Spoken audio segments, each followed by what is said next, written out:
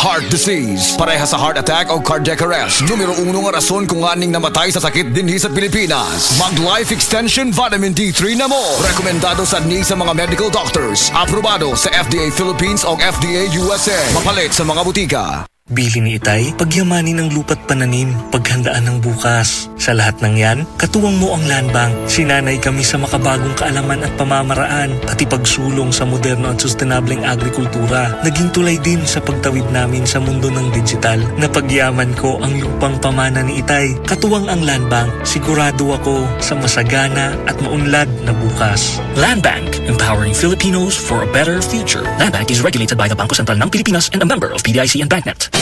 Si Sanjen Kapukanan nag-antos sa iyang arthritis sa taas nga nakatry ko na naanagid ko ginabati labi na kanang arthritis or panakit sa mga joints mo relieve gid sir naghapdas kog sa liniment dala-dala ang gid na ako unya dili man pud gumakuan kay ganahan ko sa baho humutan gid ko si Sanjin Kapukanan sa Barangay Cananipas, Surigao City 34 years old na ko sa Sed Liniment Oil tanggal ang arthritis gyapod-apod sa Sed Marketing Incorporated.